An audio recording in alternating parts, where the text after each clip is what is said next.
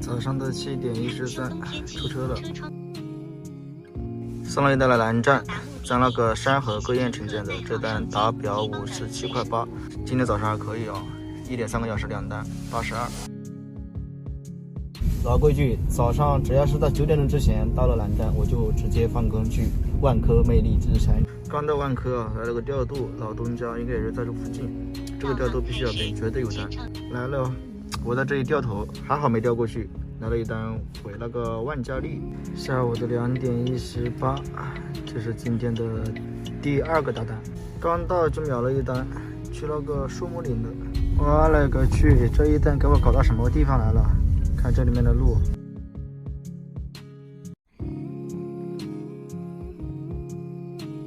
哎呀我的妈呀，终于出来了！刚刚一个4米2的车从我面前擦过去，就差这么一点点就刮到了。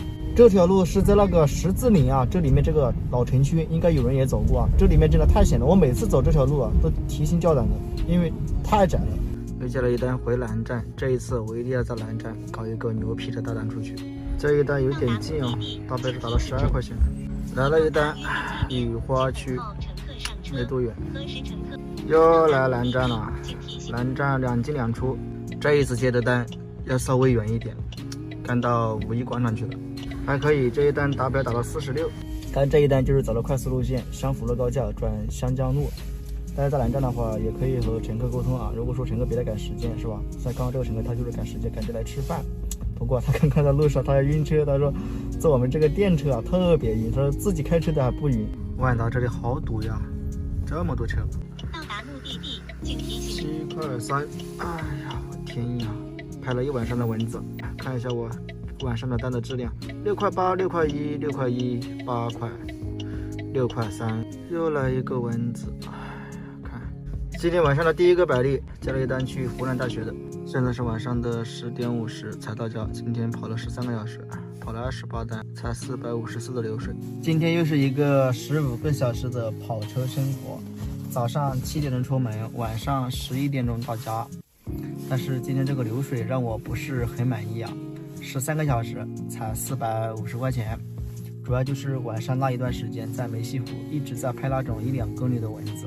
接人比送人还远，然后到晚上收工之前还接了2个那种7、8公里上10公里的单啊。然后我今天一天只接了差不多5个到6个超过10公里的单，百亿的声音我只听到过3次，真的特别惨。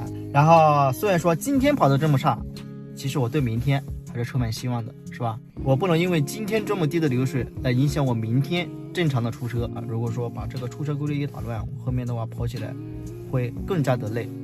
那就是前面跑到前，身体也累了，是吧？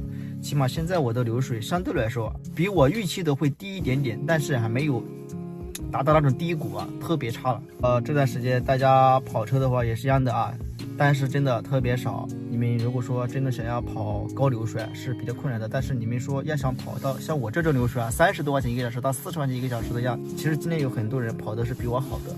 所以在这个淡季的时候啊，没有单的情况下，大家一定要保证自己的出车规律，保证那个账号的活跃度，然后口碑值的话，最好是不要被扣服务分啊，好不好？然后今天就分享到这了，有喜欢小林视频的记得点关注，拜拜。